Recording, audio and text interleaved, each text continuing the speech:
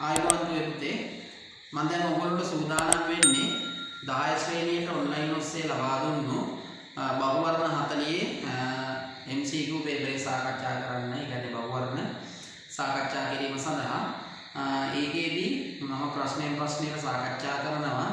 ඔබේ යතේ නැති වුණා ඉදිරියේදී ලබා දෙන වීඩියෝ වල බෝඩ් එකේ ප්‍රශ්නයක් දර්ශනය වෙන විදිහට මම සකස් කරනවා. අද දිනේදී පාඩම සාකච්ඡා කරනකොට පාඩමේ ප්‍රශ්නය ඉතාම කෙටියෙන් මම බෝඩ් එකේ ලියමින් තමයි සාකච්ඡා කරන්නේ. පේපරේ තියෙන අයට ගොඩාක්ම වාසියක් සැලසෙනවා. එතකොට ධාරණය කරගැනීමේ ශක්තිය වැඩි වෙන නිසා. හොඳයි. අපි බලමු පළවෙනි බහුවර්ණ ප්‍රශ්නයට යොමු වෙන්න. මොකද අපි අහමු පළවෙනි බහුවර්ණ ප්‍රශ්නේ පුතේ. අටෝග්‍රෑම් එකක් සමාන වන්නේ. අපි දන්නවා පුතේ අටෝග්‍රෑම් කියලා කියන්නේ ස්කන්ධයේ මනින්න භාවිතා කරන කුඩාම ඒකකයක්. අපි කිලෝග්‍රෑම්, ග්‍රෑම්, ඊටත් වඩා පොඩි මිලිග්‍රෑම් එහෙම යනකොට කුඩා ඒකක වලට යනකොට අටෝග්‍රෑම් කියන ඒකකයක් ස්කන්ධයේදී භාවිතා වෙනවා. ඒක ඉතාම කුඩා ස්කන්ධය මැනීමට භාවිතා කරන ඒකකයක්. මේ අටෝග්‍රෑම් එකටත් වඩා පරමාණු පොඩි කියලා තමයි කියන්නේ. කියන්නේ මේ අටෝග්‍රෑම් වලින් පවා අපට පරමාණුවේ ස්කන්ධය කියව ගන්න බැරි තරම් අපහසු තත්ත්වයක් තියෙනවා. ඒකට හේතුව අපි දන්නවා ඔයගොල්ලන්ට 10 වසර පොතේදී සාකච්ඡා කරනකොට පරමාණුක ස්කන්ධය 10 ඍණ 23 වෙනි බලය. ඒ වගේ ගණන් යාවේ ඍණ 23 වෙනි බලය. එතකොට අටෝග්‍රෑම් වලට එන්නේ 10 ඍණ මෙන්න මේ වගේ ප්‍රමාණයක්. ග්‍රෑම් එකක් තුල තියෙනවා අටෝග්‍රෑම් 10 18 වෙනි බලය. ඒකේ තේරුම තමයි ග්‍රෑම් එකක් තුල අටෝග්‍රෑම් මේ වගේ බිංදු 18ක් 2 4 6 8 10 12 17 16 18 අටෝග්‍රෑම් උච්චර ප්‍රමාණයක් තියෙනවා. එතකොට ඒකේ තේරුම තමයි ඒ කියන්නේ ග්‍රෑම් එක ලොකුයි අටෝග්‍රෑම් එක පොඩි. පොඩි ඉඳනේ ගොඩක් අහුවෙන්නේ. අටෝග්‍රෑම් එකක් ගත්තොත් අටෝග්‍රෑම් එකක් මේන් එකක් ගත්තොත් මේ ටික මෙහෙ බෙදෙන්න ඕන. මෙච්චර ප්‍රමාණයක් මේ එක එන මේන් එකකට හොයන්න අන්න ග්‍රෑම් මෙච්චර අටෝග්‍රෑම් මෙච්චර ගත්තොත් තමයි ග්‍රෑම් එක. එහෙනම් අටෝග්‍රෑම් එකක් කොච්චරද? මම මෙතන කෙටියෙන්ම ලියනවා 10 18 වෙනි බලය. එහෙනම් ග්‍රෑම් වලින් 10 18 වෙනි බලයෙන් පංගුවක් තමයි අටෝග්‍රෑම් කියන්නේ. ඒ තරම් චූටි. බිංදුවේ ඔහොම ඉන්නේ චූටිම ගානක් එන්නේ. ඉතින් අපිට මේක ලියන්න පුළුවන් තව විදියක් තමයි පුතේ මේ අටෝග්‍රෑම් කියන එක ලියන්න පුළුවන් තව විදියක් තමයි මේ 10 දර්ශකය අපි ඉරෙන් උඩට ගෙනියනවා. ඒක 10 ඉන්න 18 වෙනි බලය වලට පත් වෙනවා. එහෙනම් අටෝග්‍රෑම් එකක් කියන්නේ ග්‍රෑම් එකකින් 10 ඍණ 18 වෙනි බලය. නැත්නම් 10 18 වෙනි බලයෙන් පංගුවක්. ඒ තරම් චූටි ඒකකයක්. ඉතින් එවැනි පිළිතුරක් අපිට ලබා දෙන්න තියෙන්නේ පිළිතුරු අංක දෙකේ. ඊළඟට මම යනවා ඕගොල්ලොන්ට ඉතාම වැදගත් තැනකට. ඒ තමයි පරමාණු දැන් බරමණින්න ඊටත් වඩා පොඩි කියලා මම කිව්වනේ. අපි පරමාණුවේ බරමණින්න යනවා පුතේ ඊටත් වඩා කුඩා එකකට. ඔන්න දැන් පරමාණුව කියන එක චූටි. එයාගේ බරමණින්න බෑ. මම උදාහරණයක් ගන්න ඔබේ ගෙදර ඉන්නම නම් විවිධ උස ප්‍රමාණයන් තියෙන පුද්ගලයන් චූටිම දරුවා දැන් ගෙදර උස වයින් මොකක්වත් ක්‍රමයක් නැහැ. පොඩිම දරුවා අරගෙන අපිට උස කියන්න පුළුවන්. පොඩි දරුවා වගේ 4 වෙනි දරුවා මෙච්චර දෙගුණයක්. පොඩි දරුවා වගේ 3 වෙනි දරුවා 3 ගුණයක්. පොඩි දරුවා වගේ දෙවෙනි දරුවා ඒ වගේ උස කියන්න පුළුවන් පොඩි දරුවට සාපේක්ෂව. පොඩි එක්කෙනාට සාපේක්ෂව. ඒතකොට අපි කියන්නේ තව කෙනෙකුට සාපේක්ෂවනේ. දැන් උස කියන්නේ තව කෙනෙකුට සාපේක්ෂව. ඒ වගේ පරමාණුවේ බරමණින්න බෑ චූටි නිසා පරමාණුවේ ස්කන්ධය කිව්ව තව කෙනෙකුට සාපේක්ෂව. එතකොට අපි කිව්වා සාපේක්ෂ පරමාණුක ස්කන්ධය. එතකොට මේ සපස් හොයන්න අපි පාවිච්චි කරේ මොකද්ද පුතේ? පරමාණුවේ බරමණින්න පරමාණුවක ස්කන්ධය මනිනවා අපි මොකක් හරි පඩියක් හොයාගන්නවා. එයයි වගේ කී ගුණයක්ද කියන්නේ. ඉතින් ඕගොල්ලෝ දන්නවා ලෝකයේ තියෙන පුංචිම පරමාණුව කවුද? හයිඩ්‍රජන්. ඉතින් හයිඩ්‍රජන්ට සාපේක්ෂව තමයි මේක ප්‍රකාශ කරන්නේ. ඉතින් ලෝකයේ මෙන්න මේ පරමාණුවේ බරමණින්න පාවිච්චි කරේ ඒ කාලේ හොයන් තිබුණේ එක සමස්ථානිකය. එතකොට පුතේ මේකේ බර දැන් එතකොට එකයි. අපේ ස්වභාවය අනුව. එහෙනම් පරමාණුවේ බරමයි ඒකකේ ඉඳ මේකට කිව්වා පරමාණු ස්කන්ධ ඒකකය. ඇටොමික් මාස් යුනිට් කියන එක. තේරුණානේ පුතේ? එතකොට දැන් අපිට මොකද වෙන්නේ? පරමාණුවේ බරමයි ඒකකය ටික කාලයක් යනකොට හයිඩ්‍රජන් වල 1 2 වගේ සමස්ථානික හොයාගත්තා. එහෙම සමස්ථානික හොයනකොට මොකද උනේ? එහෙම සමස්ථානික හොයනකොට බලන්න එක රටක් එකෙන් බෙදෙනවා. අනිත් එක දෙකෙන් බෙදෙනවා. එතන උන් දෙන්නට උත්තරේ වෙනස්. එහෙනම් මේක සම්මත කරගන්න. පස්සේ හයිඩ්‍රජන් නැත ඇරලා මිනිස්සු පෙළඹුණා වෙන කෙනෙක් ගන්න. මේ පඩිය වෙනුවට වෙන කෙනෙක්. එහෙනම් පරමාණුවේ ස්කන්ධයේ වෙන්න පඩිය වෙනුවට දැන් වෙන කෙනෙක්. දැන් පුතාලා දන්නවා යකඩ වලින් හදපු පඩි තියෙනවා. තඹ වලින් හදපු පඩියක් තියෙනවා. කිලෝ එක මොකෙන් හදුවක් කමන්නේ කිලෝ එකක් තියෙනවා. ඒක යකඩද රත්තරන්ද රත්තරන් වලින් හදුව පඩිය තව පොඩි වෙනවා. එතකොට පුතේ එහෙම කතන්දරයක් තියෙනවා. එතකොට පඩිය හදන ද්‍රව්‍ය වෙදන්නේ නැහැ. කිලෝ එක තමයි අපි බලන්නේ. එහෙනම් ස්කන්ධය එකක් වෙන්න මේකට පස්සේ කාලේ භාවිතා කරලා ඔක්සිජන් 816. ඔක්සිජන් 816 කියන පරමාණු.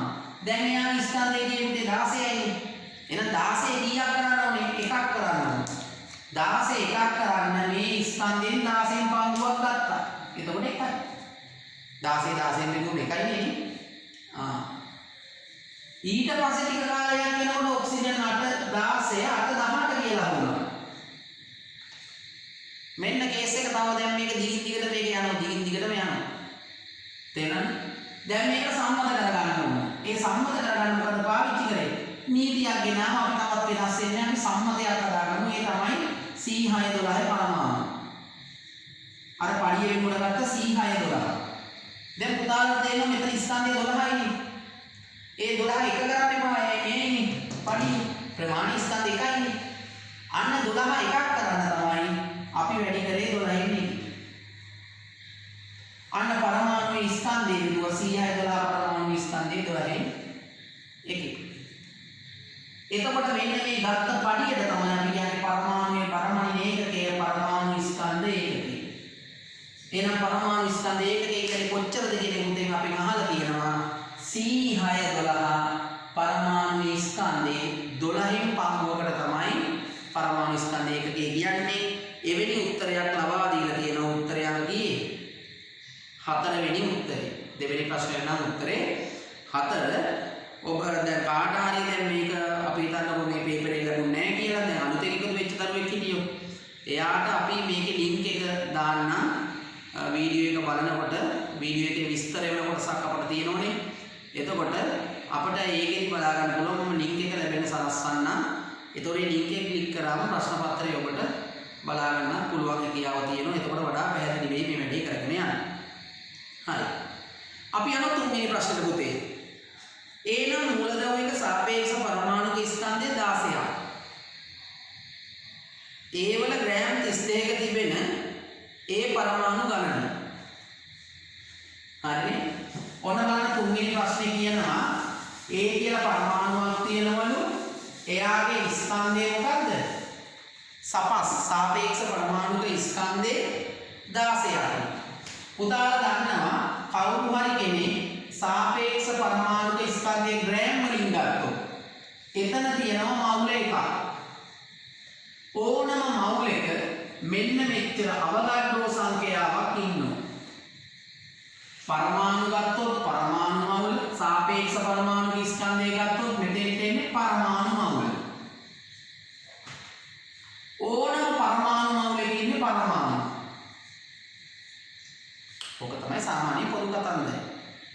ඒ කියන්නේ දුසිමක හරියට මේක මෙච්චර මේක දුසිමේ ගන්න. දුසිමක් ගත්තොත් පිගන් 12 කියන ඉලක්කම ගත්තොත් දුසිමයි. දුසිමක බාර තමයි මෙතන තියෙන්නේ. එතන අපි හිතන්නේ මෙහෙම පිගන් දුසිමක් ගන්නවා. පිගන් 12ක් ගත්තොත් පිගන් මවුල එකයි. ඒ කියන්නේ දුසිමයි. පිගන් වල ස්කන්ධේ අපි හිතන කිලෝ දෙකක් කවුරු හරි ගන්න යකඩ බෝල 12.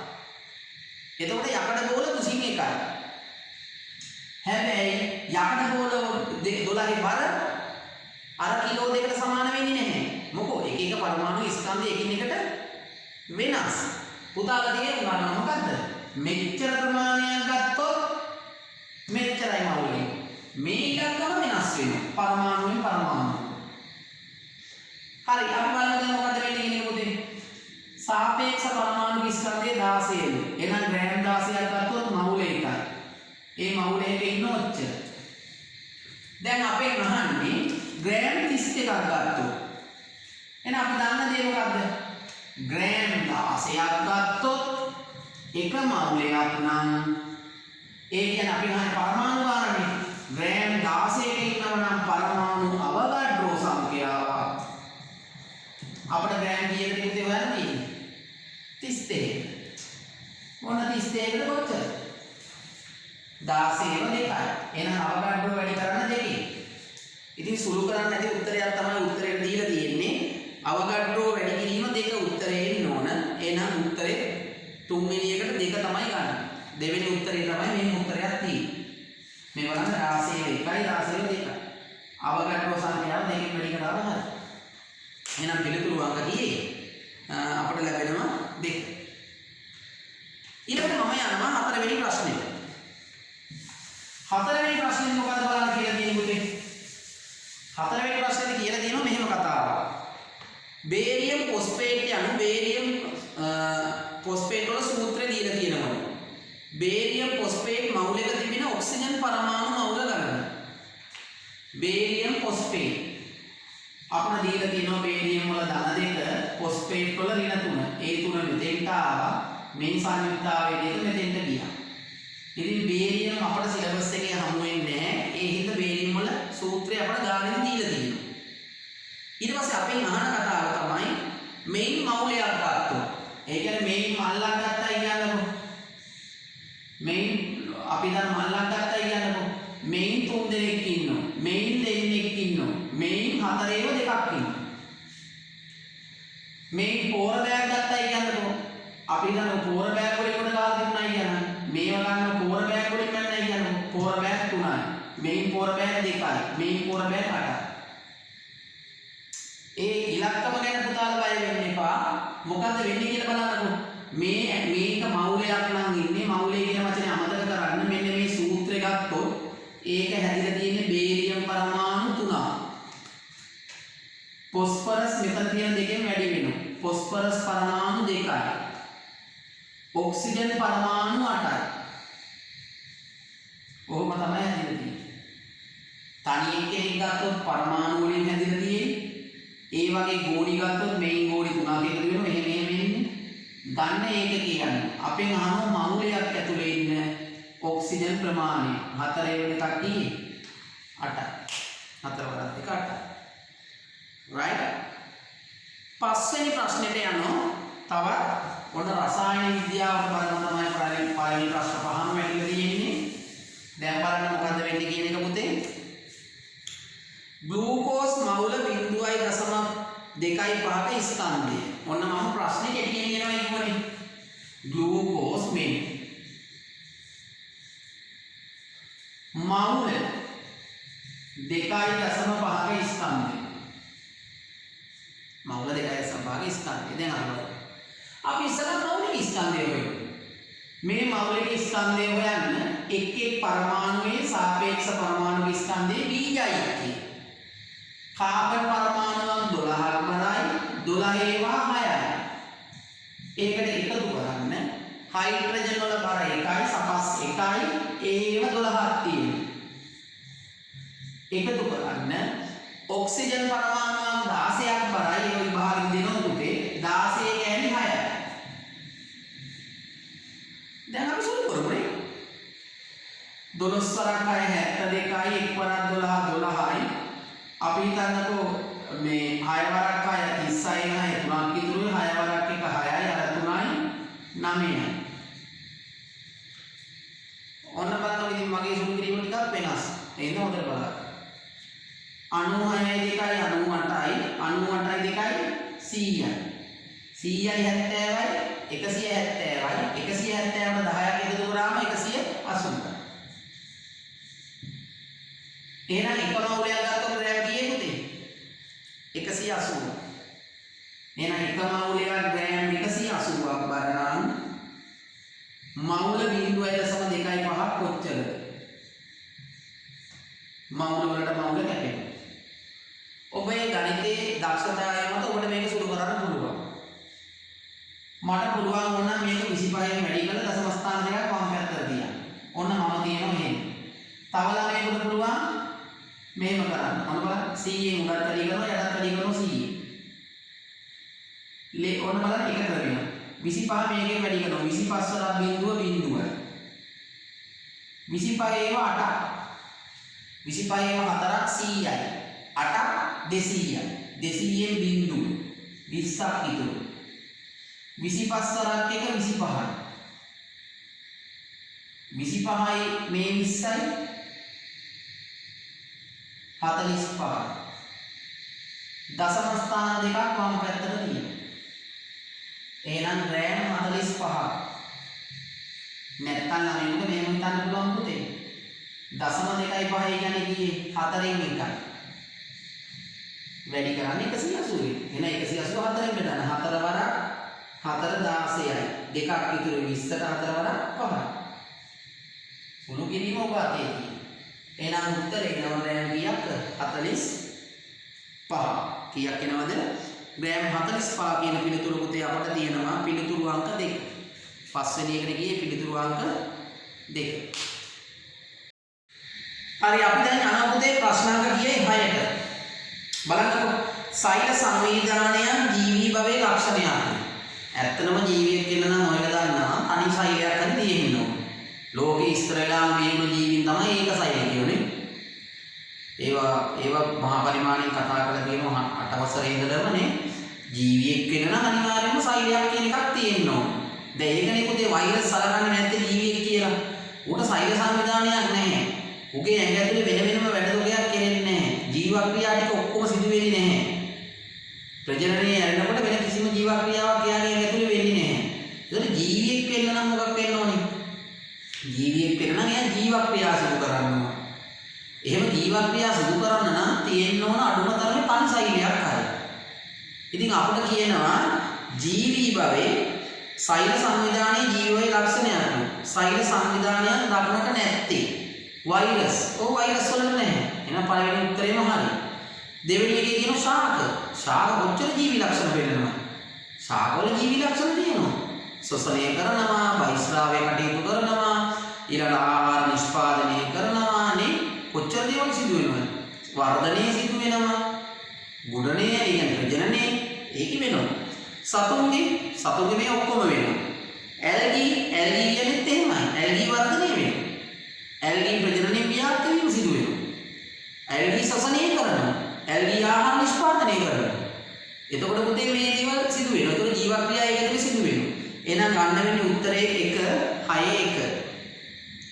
7 වෙනි ප්‍රශ්නය අහනවා ජීවයේ මූලික ඒකකය. ඒ කියන්නේ ජීවියෙක් හැදෙන්න තියෙන මූලිකම ඒකකය. දැන් අපේ ගෙදර තියෙන ගඩොල් බිත්තියක් කියනකො ගඩොල් බිත්තියක් හැදෙන්න තියෙන මූලිකම ඒකකය මොකද්ද? ගඩොල් බිත්තිය හැදෙන්න තියෙන ගඩොල් වල. එහෙනම් අපේ මේ ජීවී භවයේ මේ ඇඟේ කොහේ හරි දාලා කපලා බෙදාගෙන ගියොත් වැඩ කරන චූටිම තැනට ඒ චූටිම තැන තමයි මොකද තියෙන්නේ? සෛලය. එහෙනම් ජීවී භව පටන් ගන්න චූටිම ඒකකය තමයි සෛලය. එතනින් තමයි වැඩ පටන් ගන්න. ඒ කට්ටිය ගොඩක් එකතු වෙලා පටක හැදෙනවා, අමයව හැදෙනවා, පද්ධතිය හැදෙනවා. ඒක වෙනම කතාවක්. චූටිම තැන තමයි මොකද්ද? සෛලය. එහෙනම් ජීවයේ කුඩා මේකකය තමයි පුතේ සෛලය. ඒක දීලා තියෙනවා පිළිතුරු අංක 4ට. පළවෙනි පිළිතුර බලන්න පරමාණු. පරමාණු ගැන කතා කරන්නේ මූලද්‍රව්‍යයේ කුඩා මේකකයේ හැටියට. ඒකත් දැන් චූටි එකක වලට බෙදලා තියෙනවා. තේරුණානේ? DNA අණුවකට බෑ ජීවියෙක් වෙන්න. හැබැයි ජීවීන්ගේ ඇතුලේ DNA හෝ RNA හෝ තියෙනවා. DNA තිබුණ බලට ජීවියෙක් වෙන්නේ නැහැ. ඒක මතක තියාගන්න. ඇමයිනෝ අම්ල කියන්නේ ආහාර අංශුවක්. ප්‍රෝටීන ජීවණයෙන් හැදෙන අවසාන ඵලය තමයි ඇමයිනෝ අම්ල. දැන් පරිප්පු ඇටයකට පුළුවන් ජීවියෙක් වෙන්න. පරිප්පුවට ශාකයේ තියෙනකොට වෙන්න පුළුවන්. ඒකෙන් මේ කරගන්න ඇමයිනෝ අම්ලයක ජීවි ලක්ෂණ තියෙනවද? නැහැ. එතකොට මේ කාරණා ජීවියෙක් නිර්මාණය වෙනකොට එනවා. DNA තියෙනවා, ඇමයිනෝ අම්ල තියෙනවා, ජීවීන්ගේ ඇතුලේ තියෙනවා. තිබුණට ඒක තනියෙන් ජීවියෙක් වෙන්න බෑ. සෛලය තමයි පුතේ ජීවියේ කුඩාම ඒකකය. ඊළඟ අපේ නහන 8 වෙනි ප්‍රශ්නේ. හරියට සරල ප්‍රශ්නයක්. පරිවෘත්තීය ක්‍රියා. අපි කිව්වා අපේ ඇඟ ඇතුලේ සිදුවන සියලුම ක්‍රියාවලට අපි කියන්නේ පරිවෘත්තීය ක්‍රියා. ඒව බෙදෙනවා කොටස් දෙකකට. මොනවද? සමහර ඒවායි පොඩි පොඩි ඒවා එකතු වෙලා ලොකු ඒවා හැදෙනවා. සමහර තැන්වලදී ලොකු ඒවා චූටි චූටි කෑලි වලට වෙන් වෙනවා. මේ ජීර්ණය ගැනම නෙමෙයි කතා කරන්නේ. දැන් පුතාලා ගත්ත ප්‍රභා සංශ්ලේෂණය කාබන් ඩයොක්සයිඩ් කියන පොඩි එක්කෙනෙකුයි ජලය කියන පොඩි එක්කෙනෙකුයි එකතු වෙලා ග්ලූකෝස් කියන ලොකු එක්කෙනෙක් හැදෙනවා. දැන් අපි ගත්ත කාබන් ඩයොක්සයිඩුයි ජලයයි එකතු වෙලා සූර්යාලෝකයේ තියෙනකොට හරිත අප්‍රණ තුල C6යි H12යි O6යි කියන කෙනෙක් හැදෙනවා. ඉතින් මේ දෙන්නට වඩා මෙයා ලොකුයි. මෙයා ගොඩ නැගෙන ප්‍රතික්‍රියාව. අපි ඒකට කියන පුතේ සංවෘතිය කියලා. මේකේ මනින් පැත්ත ගත්තොත් මෙතෙන්දී අපි ගන්න ඔක්සිජන් පිට වෙනවා. මේකේ මනින් පැත්ත ගත්තොත් ඇඟ ඇතුලේදී මොකද වෙන්නේ? ඇඟ ඇතුලේ දහණය වෙනවා. ශක්තිය ලබා ගන්න දහණය වෙනවා. ශක්තිය ලබා ගන්න දහණය වෙනකොට මොකද වෙන්නේ? මෙන්න මේ ලොකු කෑල්ල චූටි කෑල්ල වලට කැඩෙනවා. අපි ඒවට කියනවා අපවෘත්තීය ක්‍රියා. ඔය දෙකේම එකතුවට තමයි අපි පරිවෘත්තීය කියලා කියන්නේ. මෙන්න දීපු උත්තර හතර. සෛලීය ශ්වසනයේ පරිවෘත්තීය ක්‍රියාවයි. ශ්වසනය මේ දහණය නෙමෙයි. නේ පරිවෘත්තීය ක්‍රියාවක් තමයි. ඒක හරියි. ප්‍රභා සංශ්ලේෂණයේ පරිවෘත්තීය ක්‍රියාවයි. ඔව්. සෛලීය ශ්වසනයේ අපවෘත්තීය. ශ්වසනයේ අපවෘත්තීය කියන්නේ කැඩෙන විදිහෙන එක. ඔව්. හතරවෙනි උත්තරේ තියෙනවා පරිවෘත්තීය ක්‍රියාවලදී සෛලයට ප්‍රයෝජනවත් දේවල් විතරලු හැදෙන්නේ. එහෙනම් මොකද බහිස්රායි පද්ධතිය කියන්නේ? බහිස්රායි පද්ධතිය හැදෙන්නේ ඇඟට වැඩ කරන්න දේවල් පිට කරගන්නේ. ඇඟට වැඩිපුර තියෙන දේවල් පිට කරගන්නේ. එහෙනම් පුතේ ඒ කතාව වැරදි. මේමයිදී හොඳ දේවල් තමයි බලාපොරොත්තු වෙන්නේ. අතුරු දේවල් හැටියට ඒක දැන් ගෙදර වියන්න ගේන්නේ. වියන්න ගන්න දේවල් කොච්චර දේවල් අපි කුඩුවට විසි කරනවා. අඹ ගෙඩියක් ගේන්න පොත්ත කපලා විසි කරන්න ඕනේ. නැට්ට ළඟ කොටස කපලා විසි කරන්න ඕනේ. පොත්තත් එක ගෑවයි කියන්නේ කො නැට්ට කන්නේ නැහැනේ. ඉතින් අන්න එහෙමයි. ඒ හින්දා හැම වෙලාවෙම හොඳ දේවල් නෙමෙයි ඇඟට වැදගත් නැති හානිකර දේවල් නිපද වෙනවා. වැඩිපුර තියෙන දේවල් නිෂ්පාදනය වැඩිපුර වුණාම බහිස්රාවයේ කටයුතු සිදු වෙනවා නේ. රයිට්. එහෙනම් උත්තරේ 4. ඉතින් 9 වෙනි ප්‍රශ්නේ ඉතර සංකීර්ණ ප්‍රශ්නයක් නෙවෙයි. රූපේ පෙන්නලා තියෙනවා රූපේ සම්ප්‍රයුක්ත බලය අහන්න. මෙන්න මේ. මෙතෙන්ට බල දෙකක් දීලා තියෙනවා. තව එක්කෙනෙක් ඒ එකේකම තව තල්ලු කරනවා. ඔයලා ගෙදර ඉන්න හරක් දෙන්නේ තිරික්කලේ ඇදගෙන යනවා. ගෙදර ඉන්න තව හරකේ තිරික්කලේ තල්ලු කරගෙන යනවා. තිරික්කලේ පැත්තටම තමයි සේරම බල. අවසානයේ චලිතයේ සේරම එකතු වෙනවා. අන්න එහෙම වෙලාවට සම්ප්‍රයුක්තය හොයනකොට ඔක්කොම බල තියෙන එකම දිශාවට නම් ඔක්කොම ටික එකතු කරන් යනවා. අපිට දීලා තියෙන උදේ මෙතන 5යි මෙතන 7යි නිව්ටන් මෙතන දීලා තියෙන 12යි නිව්ටන්. එහෙනම් 7යි 5යි 12යි මේ 12ක් ඒ 12කට එකතු වෙනවා. එහෙනම් 24යි නිව්ටන්. එහෙනම් 24යි නිව්ටන් කියන බලයක් අපිට ලැබෙනවා. 9 වෙනි ප්‍රශ්නේ උත්තරේ අංකය 4. 10 වෙනි ප්‍රශ්නෙට මම යනවා. ඔබ මේ වගේ print out එකක් අරගත්තා නම් මේ paper එක PDF file එක මම group වලට දාලා ඇති. ඒක ඔබට වඩා පහසු වෙනවා. 10. 50 නිව්ටන් බලයක් යම් වස්තුවක් උතුරු දිශාවට ක්‍රියාත්මක වෙනකොට 50 නිව්ටන් බලයක්. ඒ කියන්නේ නිව්ටන් 50ක බලයක් උතුර. ඔබ දන්නවනේ උතුර කොහෙද තියෙන්නේ කියලා. අපි මේ බෝඩ් එකේ උතුර ගත්තොත් මේ දිශාවට උන නිව්ටන් 50ක් තියෙනවා. ඔතන. ඊට විරුද්ධ පැත්තට 60 නිව්ටන්. මේකට විරුද්ධ පැත්ත තමයි දකුණු පැත්ත. ඒ පැත්තට 60 නිව්ටන්. ඔන්න ඉන්න බලයන් දෙක සමාන නැහැ. ඒකට වැඩි බලයේ පැත්තට තමයි යන්නේ. අපි දැන් කපාදිනකොට මිනිස්සු 10 දෙනෙක් අර පැත්තට අදිනවා. මේ පැත්තට එක හා සමානව 15 දෙනෙක් අදිනවා. 15 දෙනා ඉන්න පැත්තට තමයි කඹේ යන්නේ. හැබැයි 15ක වේගෙන් යන්නේ නැහැ. මොකෝ? ඒ 15න් 10 දෙනෙක් මේ කට්ටිය නවත්ත ගන්නවා. හරියට හිටියේ නෑ වගේ. එහෙනම් පුතේ එකම රේඛාවක බල දෙකක් ක්‍රියා කරනවා නම් විරුද්ධ දිශාවට ලොකු එක්කෙනාගෙන් පොඩි එක්කෙනා අඩු කරලා ලොකු එකාගේ ලකුණ දාන්න. ඒ කියන්නේ මොන දිශාවද කියන එක දාන්න. මහා එකාගෙන් පොඩි එකා අඩු කරලා මහා එකාගේ ලකුණ දාන්න. මහා එකගෙන් ගෙදරින් එක්කෙනා නෙමෙයි. තේරුණානේ? 60න් 50ක් අඩු කරාම උත්තරේ කීයේ? 10යි. අඩුපාඩුවක් තියෙනවා. මොකද 10 පැත්ත? දකුණු දිශාව. එහෙනම් 10 පැත්ත මොකද පුතේ? දකුණු දිශාව. එහෙනම් 10 නිව්ටන් දකුණු දිශාවට ක්‍රියාත්මක වෙනවා පිළිතුරු අංක 1. පිළිතුරු අංක කීයේ? 1 10 වෙනි ප්‍රශ්නෙට අයිති වෙන්නේ.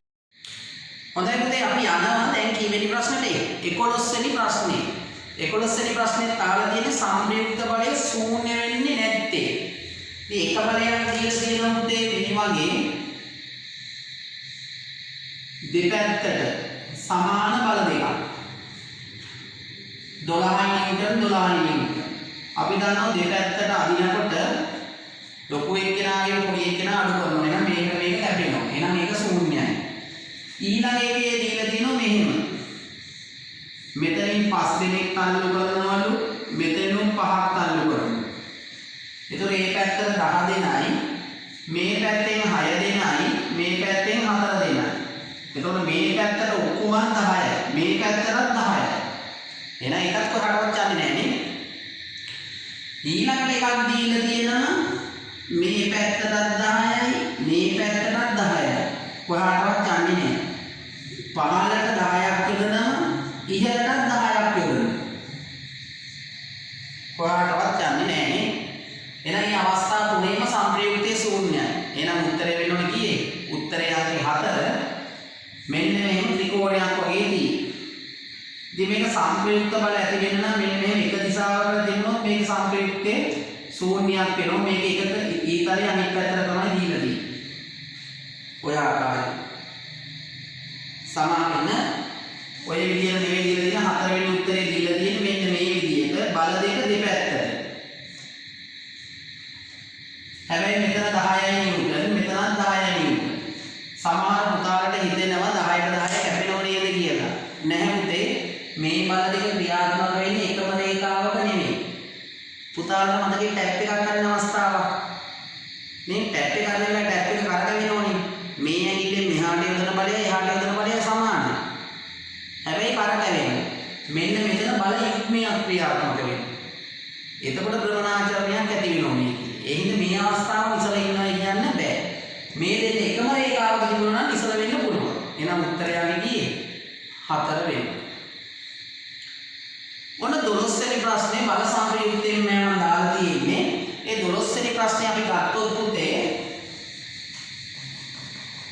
අපිට බලා ගන්න පුළුවන් මෙන්න මේ විදියට. මෙහෙම අක්‍රමවත් ගල් කැටයක මේ පැත්තට බලයකුයි මේ පැත්තට බලයකුයි යොදනවා. අපෙන් අහනවා මේකේ සම්ප්‍රයුක්තය. ඉතින් පුතාලා මෙහෙම හිතන්න බෝට්ටුවක් කියන්නකො. දැන් බෝට්ටුවක් ඔන්නවා. දැන් මං ඉන්නවා. මාව එක්කෙනෙක් මෙහෙන් අදිනවා. තව එක්කෙනෙක් මෙහෙන් අදිනවා. මම මෙහාටද යන්නේ. එහෙනම් භූත කේස් එකක් තියෙනවනේ. යකෝ දෙන්නේ දෙපැත්තට අදිනකොට මම එක්ක මුගේ පැත්තට හරි මුගේ පැත්තට හරි එක්ක මෙහෙම හරි එපා යන්න. නේ? පිටිපස්සට යන්න බෑ. දීපු උත්තර බලන්නකො. මේ සම්ප්‍රයුක්ත බලය F1 F2 වේ. මේ දෙකේ එකතුව නෙවෙයි පුතේ. එහෙම කියන්න බෑ. ඒක වෙන්නේ නෑ. මොකද අපි උසස් පෙළදී මෙහෙම බල විභේදනයක් කරනවා. විභේදනයක් කළා මේ පැත්තයි මේ පැත්තයි එහෙම තුලනේ කළා තමයි අවසාන උත්තරයකට එන්නේ. කවදාවත් මේ දෙකේ එකතු වෙයි කියන්න බෑ එහෙම.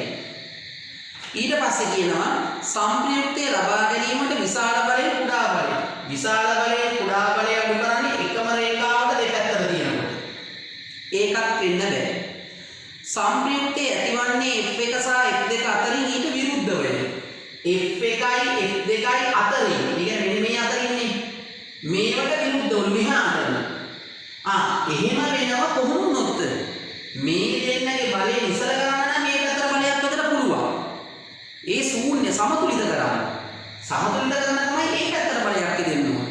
දැන් සම්ප්‍රයුක්තය ඇති වෙන්නේ මෙන්න මේ දෙන්න අතරින් කොහේ හරි තැනකින්. මෙහෙන් කොහාම පැත්තකින් තමයි. අපිට කියන්න පුළුවන් එකම දේ මොකද්ද? මේ බල දෙක අතරින් ඒ දිශාවෙන් ක්‍රියාත්මක වෙනවා. එහෙනම් මේ උත්තරය දීලා තියෙන උත්තරාංක ලියමුතේ 4 වෙනි එකේ. අපි යනවා ලස්සන ප්‍රශ්නයක් තියෙනවා 13 වෙනි ප්‍රශ්නේ. පුතාලා බලා ගන්න 13 වෙනි ප්‍රශ්නේ. හරිනේ? හරිම ලස්සන ප්‍රශ්නයක් දීලා තියෙනවා. දුමුදරාදියක් තියෙනවලු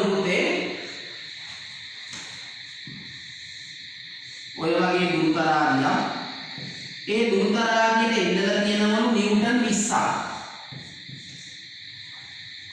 නිව්ටන් 20ක්. පස්සේ මේකටම එල්ලනවලු තව ග්‍රෑම් 500ක්. උත්තරේ දීලා තියෙන්නේ නිව්ටන් වලින්. එහෙනම් අපිට වෙනවා මේ ග්‍රෑම් නිව්ටන් කරා. පුතාලා ගන්නවා ග්‍රෑම් නිව්ටන් කරන අපි පාවිච්චි කරනවා F සමානයි mg. F සමානයි mg නේ. එහෙනම් ස්කන්ධය ග්‍රෑම් 500 කිලෝ කරන්න ඕනේ. මෙතන දානවා කිලෝ. එහෙනම් 1000 බෙදන්න. ගුරුත්වද තරණේ 10යි.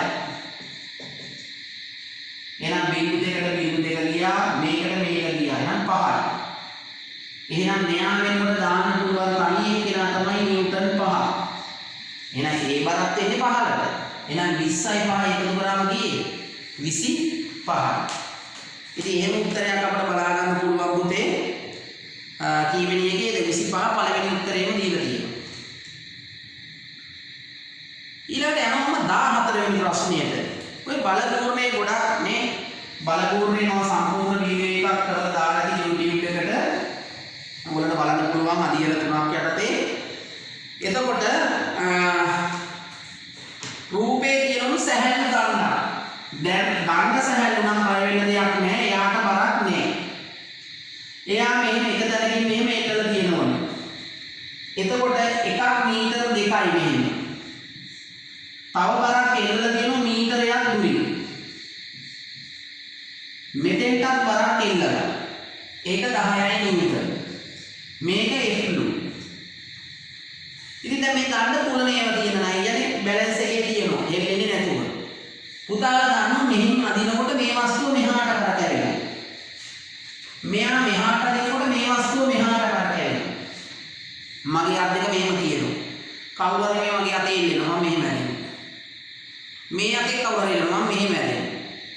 මෙහාට අදින ප්‍රමාණය මෙහාට අදින ප්‍රමාණය සමාන වුණොත් මගේ අත් දෙක කොහොමද තියෙන්නේ? අන්න ඒ වගේ මේ දෙපැත්ත සමාන වුණොත් මේක හෙල්ලෙන්නේ නැහැ. අපෙන් අහන්නේ තුලණය කරන්න හෙල්ලෙන්නේ නැතුව තියෙන්න සම මට්ටමේ තියෙන්න මෙතෙන්ට යොදන්න ඕන බලය. ඉතින් එහෙම වෙන්න නම් පුතේ වම් පස මූරණය සමාන වෙන්න ඕන දකුණු පස මූරණය. පුතාලා දන්න මූරණය යන්නේ බලය වැඩි කරන්න කරකැවෙන තැනට මෙන්න මේ බලයේ ක්‍රියා රේඛාවට තියෙන ලම්බ දුර. බලයේ රේඛාව දික් කරාම ක්‍රියා රේඛාව එතෙන්ට තියෙන ලම්බක දුර. අපි බලය ගත්ත 10යි දුර ගත්ත 2යි. අනිත් පැත්තේ බලය ගන්නේ නෑ දුර 1යි මීටර. වැඩි කිරීම එක පුතේ මෙහාට ගිහින් 10යි නිව්ටන් වැඩි කිරීම 2යි මීටර වැඩි කිරීම මීටර වලට මෙහාට F. එහෙනම් මීටර වලට මීටර කැපුණා 10 වරක් දෙක කීයේ 20යි. එහෙනම් එතෙන්ට නිව්ටන් 20ක බලයක් යොදලා තුලනය කරන්න පුළුවන් පිළිතුර 3. 14 පිළිතුර 3. එයින්ම ගානක් තව 15 වෙනි ප්‍රශ්නෙටත් මම දැම්මා. මොකෝ මේ ප්‍රශ්න කරන්න වෙච්ච ප්‍රමාණය පාසල් වල අඩුයි. අඩු නිසා ඒ ඇති වෙන කුතුහලය මගහරව ගන්න මම මේ ළඟින්ම තව ප්‍රශ්නයක් දැම්මා. මෙන්න මේ වගේ. මෙහෙම තුලනය වෙලා තියෙනවලු ගණ්ඩා.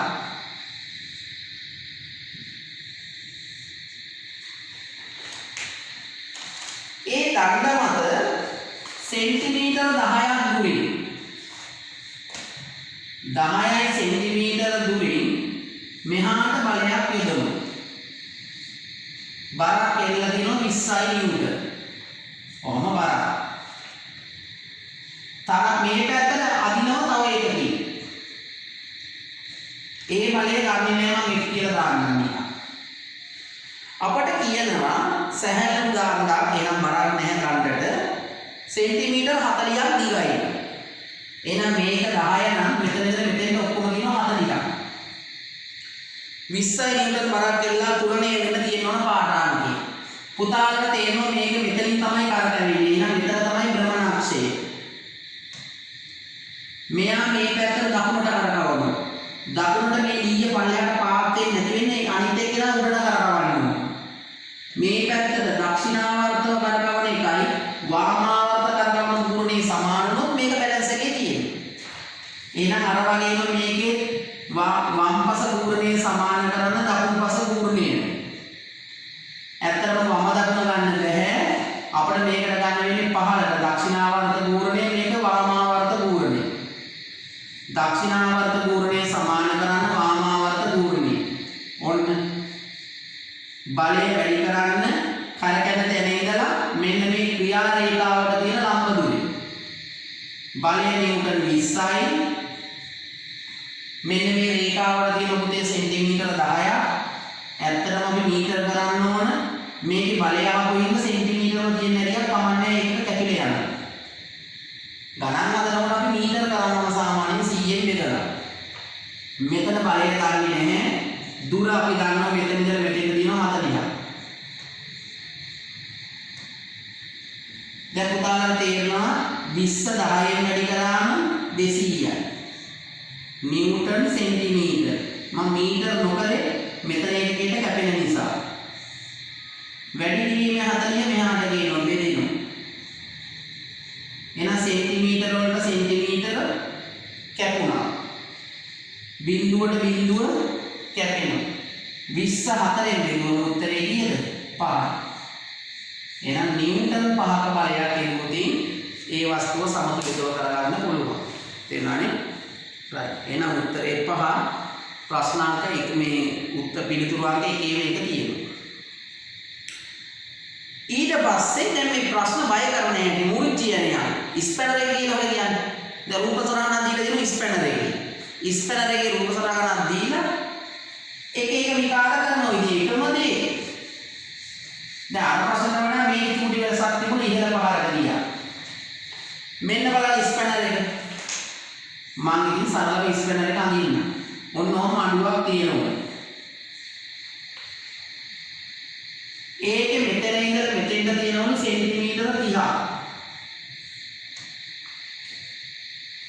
මේකට ලම්බකව බලයක් යොදනවා නිව්ටන් 10යි. කැරකෙන්නේ මෙතන ඉඳලා. මෙතන ඉඳලා මෙතෙන්ට දුරයි 50යි සෙන්ටිමීටර. අපේ අහනවා ඔහොම බලයක් එදුවම මේකේ ගූර්ණය.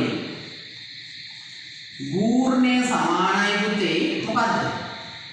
බලය වැඩි කරනවා කැරකෙන තැන ඉඳලා මෙන්න භ්‍රමණාක්ෂය. ඒ භ්‍රමණාක්ෂයේ සිට ක්‍රියා රේඛාවට තියෙන ලම්බක දුර. දැන් මේක ඇලව තියෙන්නේ අපේ භ්‍රමණාක්ෂය ඔන්නෝම තමයි ගන්නනේ. කරකැවෙන අක්ෂය. නට් එක කරකැවෙන විදිය තියෙන විදිය. ක්‍රියා රේඛාවේ සිට භ්‍රමණාක්ෂයේ කරකැවෙන අක්ෂයේ ඉඳලා ක්‍රියා රේඛාවට තියෙන ලම්බක දුර. බලය 10යි.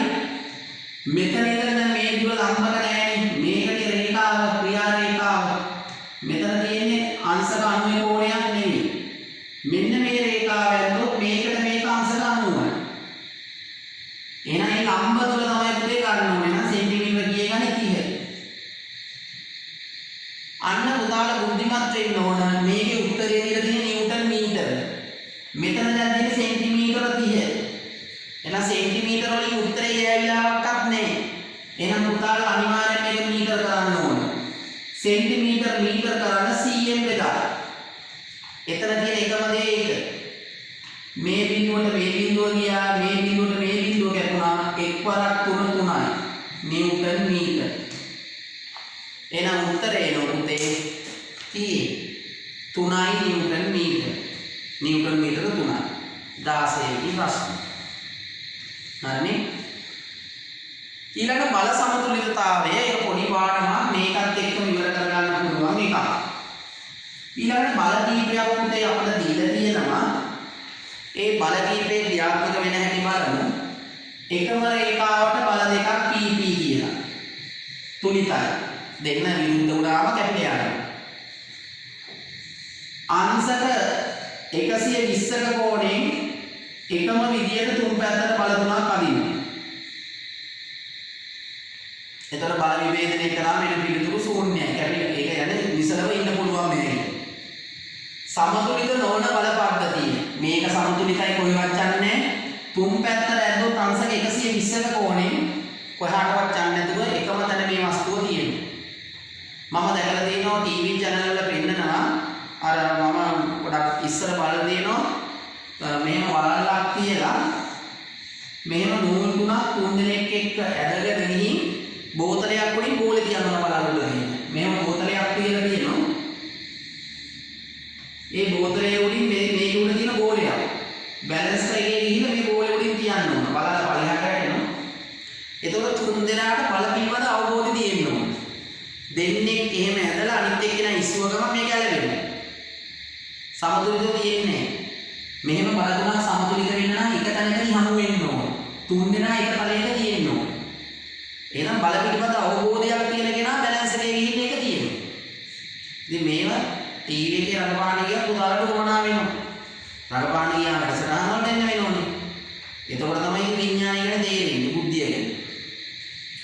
තව බල හතරක් තියෙනවා වැඩියෝ මෙහෙම හතර පැත්තට. මේ දෙක එක සමාන බල. මේකට මේක කැපෙනවා මේකට මේක කැපෙනවා කොහෙවත් අච්චන්න නැතුව ඉන්න පුළුවන්. තව එකට බල ත්‍රිකෝණයක් තියෙනවා බල ත්‍රිකෝණය. එකම දිශාවකට දුවනා මන්තුව මේක තුලිත වෙනවා මේක විරුද්ධ පැත්තට තියෙනවා. ඒතර මේ තුන් දෙනා තුලිතයි අපි මුලින්ම දානවා. ඔබ මේක ගැන කිසිවක් දන්නේ නැහැ. ඒතර මේ තුන් දෙනා තුලිත නම් මෙයා තුලිත නැහැ. තේරුණානේ? එහෙනම් පිළිතුරු අංක 4ට යනවා. 17 වෙනි ප්‍රශ්නේ කරා. 18 වෙනි ප්‍රශ්නේ අපි යමු. ආගියා රාජධානිය කියන පුතාලා දන්නවා ජීවීන් වර්ගීකරණයේදී පුදුමාකාර දේවල් ගොඩක් නිකුතේ උනේ. ඉස්සර වෙලා ජීවීන් බෙදුව විවිධ විදියට. ඉස්සර වෙලා බෙදුවේ කවුද? ශාක සතුන්. ඇස් දෙකට දැක්ක දේවල්. පස්සේ අන්වීක්ෂ භාවිතයත් එක්ක සුද්ධ ජීවීන් කියන කොටසක් ඉගෙන ගත්තා. පස්සේ සුද්ධ ජීවීන් ගැන හොයලා බලනකොට ඒක ඇතුලේ අමුතු කට්ටිය හමු වුණා. පස්සේ රාජධානි වලට ආවා. ඥාස්තියක් නැති ඇව, දිලීර ටික, ෆන්ඩී කියලා, අර ටික මොනෙරා කියලා දැම්මා. ප්‍රෝටිස්ටා කියලා දැම්මා. ඥාස්තියක් තියෙන මේ කට්ටිය. සමානලට බහුසයි එකක් ඉන්නවා හැබැයි පටක නැහැ. තව කට්ටියක් සත්තු වුණා, තව කට්ටියක් ශාක වුණා. ඔහොම ඇවිල්ලා ඇත්තටම විපේකරණේ වර්ගීකරණය හරි සුන්දරයි මොනෙරා. මේ මොනෙරා කියන රාජධානියට අයිති මේ ප්‍රාග්ඥස්තිකයෝ ටික. දැන් ප්‍රාග්ඥස්තික සුද්ධ ජීවි. සූඤ්ඤස්තික කට්ටියත් අයිති වෙන්න ඕනනේ. අන්න උන්ට තමයි ප්‍රෝටිස්ටා කියලා අපි ඉගෙන ගත්තේ. ඇත්තටම මේකට අයිති වෙන්නේ ඒක සයිලර ඇමීබා, පැරමීසියම්, යුග්ලිනා ඒ විතරක් නෙමෙයි. ඔය ඇල්ගී කියන කොටසත් අයිති වෙනවා. හැබැයි උන්ට සෛල ගොඩක් තියෙනවා. ඒක සෛලෙම නෑ. සෛල ගොඩක් තිබුණට පටක හැදෙන්නේ නෑ. තනිව වැඩ කරා. ඊට පස්සේ ෆන්ගී කියලා කට්ටියක් ආවේ තමයි දිලීර. මේ දෙකොල්ලටම වඩා වෙනස්. ඊට පස්සේ ඇනිමාලියා සතුන්, ප්ලාන්ටේ ශාක. ඔහොම තමයි රාජධානි පහ. ඉතින් මේ වගේ කතා කරන් යනකොට මේ රාජධානි ගොඩක් එකතු කරලා හැදුවා අධිරාජධානිය. දැන් අධිරාජවාදියා කියන අශෝක අධිරාජ්‍ය ඉතින් රාජධානි ගොඩක අයිතිකාරයෙක් බවට පත් වෙනෝනේ. බලය පතුරවා ගන්නෝනේ. ඒතකොට මේ කීපයක් එකතු කරන් හැදුවා එකක් තමයි මොනවයි ආකියා. නාකියා නෙමෙයි ඒ ගෙදර ඉන්න කට්ටිය මේ ආකියා. ඉතින් ආකියා වලින් පස්සේ ඊට පස්සේ මෙතෙන්ට ප්‍රාග්ඥස්තික කට්ටියම තමයි ආයි උනේ. ඊළඟ බැක්ටීරියාව ටික වෙන් කරා. ලෝකේ පළවෙනිම ජීවි කොටස බැක්ටීරියා. මේකෙත් තියෙන ආන්තික පරිසරයේ ඉන්නේ මේ වගේ කට්ටිය. අනිත් කට්ටිය තමයි යූකැරියා. ඥාස්තියක් තියෙන කට්ටිය. මම මේ කතා කරන්නේ මෙන්න මුන් ගැන. මුන් තමයි ලෝකෙ ඉස්සර වෙලාම බිහිුනේ. පුතාලට මතකයි ඉස්සර ලෝකෙ පැහිදාන මුද ගාලා පැහිදාන කියලා. පස්සේ මේ කබුල නිර්මාණය වෙන්නේ. ඊට පස්සේ ඕසෝන් නැදෙන්නේ. අවුරුදු බිලියනයක් ගත වුණානේ ලෝකෙ බිහි වෙලා. තනි ජීවිය හැදෙන්නේ. එතකොට පරිසරය හරි උණුසුම්. මහා අටුක පරිසරයක් හිටියේ. අන්නේ පරිසරවල ජීවත් වෙච්ච කට්ටිය තමයි මේ ආකියා කියන්නේ. උන් අපිට මතක කරන්න බෑ. උණුදිය උල්පතේ ඉන්න එක අපේ ඇඟට ඇතුළු මොන තරම් ලොකු බලපෑමක් කරනවද? ඌ අපි රත් කොරාට විනාශ වෙන්නේ නැහැ. ගිනි කඳ ඇතුළේ ඉන්න කෙනා කොච්චර ලොකු බලපෑමක් කරනවද? අන්නේ රාජධානිය. එහෙනම් ඉතින් අපිට කියලා දෙන්න මෙන්න මෙහෙම. සංවිධානීය ඥාස්තියක් නොමැති. ඔව් ප්‍රාග්ඥස්තික කිව්වේ ඒක. හරි. ප්‍රතිජීවක වලින් විනාශ කරන්න බෑ. මුන් ඒ තරම් ධර්ම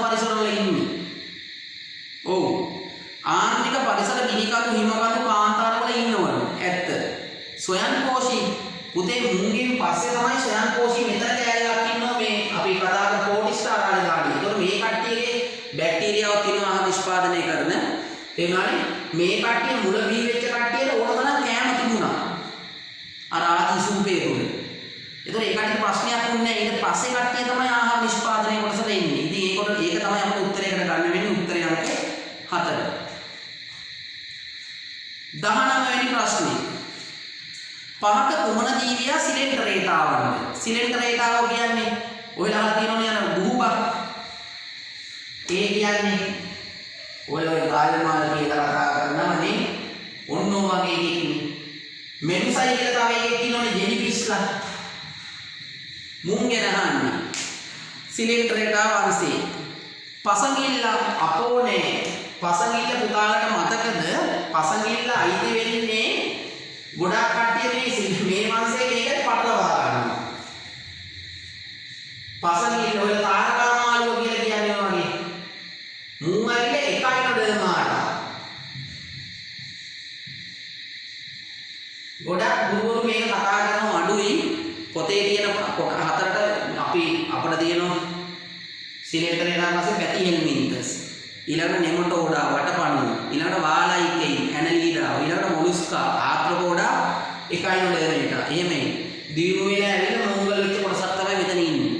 මුහුදු කැටි මුහුදු ඉතිරියා උන් අයිති වෙන්නේ මේකට. තේරුණානේ? මේ කට්ටියට අයිති වෙන්නේ නැහැ. එහෙනම් පසඟිල්ලා කියන එක්කෙනා අයිති වෙන්නේ නැහැ වැරදි. හයිඩ්‍රා කියන එක්කෙනා දැකලා තියෙනවා මේ වගේ. ඔව්. මුහුදු මල. ඔව්. ජෙලිෆිෂ්. ඔව්. එහෙනම් නොවන්නේ පසඟිල්ලා. 20 වෙනි එකට යනවා. ඇනිමාලියා කියන්නේ සත්තු. රාජධානියට වැඩිම විශේෂ උකුණ මකුණ කින්තුල්ලා ඊට පස්සේ දෙබර බබර මීමැස්ස ඌර සමනලයා ගෝනුස්ස පත්තෑය හැකරැල්ල ලෝකේ වැඩිම විශේෂ ගානක් ඔයලා හිතනවා මැස්සු වර්ග කොච්චර ඉන්නවද කෘමීන් වර්ග ලෝකෙ කොච්චර ඉන්නවද සමනල් විශේෂ කොච්චර ඉන්නවද ගෝනුස්ස වර්ග කොච්චර ඉන්නවද ලෝකේ වැඩිම විශේෂ ගානක් 175ක් විතර ඉන්නේ සංදිපාද සහිත ජීවි මෙහෙම ජොයින් මයිකල් ජැක්සන් වගේ නමන්න පුළුවන් තේරෙනවද මයිකල් ජැක්සන් මේව කඩන්නේ මේව රටක් ගාලා ආනේ හැකියාව දින කට්ටිය. එහෙනම් උත්තරේ පුතේ කවුද? ආත්‍රෝපෝඩා වර්ග. එහෙනම් බහුවර්ණ 20 කතා කරේ අපි. පරිපතේ දැන් අපි යනවා 21 වෙනි ප්‍රශ්නෙට. සරල ඇමයිනෝ අම්ලේ මොකක්ද දානවා? පුතාලා දන්නවා ප්‍රෝටීන ජීර්ණයේ අවසාන ඵලය තමයි ඇමයිනෝ අම්ල. අපි ඇමයිනෝ අම්ල අණුවක් ගත්තට පස්සේ අපිට බලා ගන්න පුළුවන් මෙන්න ආර් කාණ්ඩය H අපර හයිඩ්‍රජන් කාබොක්සිලික් කාණ්ඩය නේ කාබොක්සිල් කාණ්ඩය අපිට තියෙනවා ඊළඟට NH2 ඇමයිනෝ කාණ්ඩය තියෙනවා. ඉතින් ගොඩක් පොත්වල සමහර වෙලාවට මේක ලියවෙනවා මෙහෙම H2ND. ඇත්තටම මේ බන්ධනයේ සිදුවෙන නයිට්‍රජන් සමග මේ කාබන් මැදෙන්නේ දෙපැත්තට තමයි හයිඩ්‍රජන් දෙන්නේ ඉන්නේ. ඉතින් මේ විභාග පේපරේ මේ ආකාර දෙකම භාවිතා වෙනවා. ඒ ගැන සැලකිල්ලක් දක්වන්න. මේ කැලලයි මේකේ පොදුයි. මෙයක් ඉන්නවා. මෙන්න මේ ආරක්ම වෙනුවට කාබන් හයිඩ්‍රජන් තියෙන වෙනත් ඒවා ඉන්න පුළුවන්. ඒ අනුව තමයි ඇමයිනෝ අම්ල කීපයක් අපිට හැදෙලා තියෙන එකිනෙකට වෙනස්. අන්න එතෙන් එන්න පුළුවන් චූටි මකුල තමයි R වෙනුවට හයිඩ්‍රජන්. අන්න එහෙම හයිඩ්‍රජන් නාමෝදේ අපි ඔකට කියනවා ග්ලයිසින් කියලා. තේරුණානේ? ග්ලයිසින් කියලා අපි කියනවා.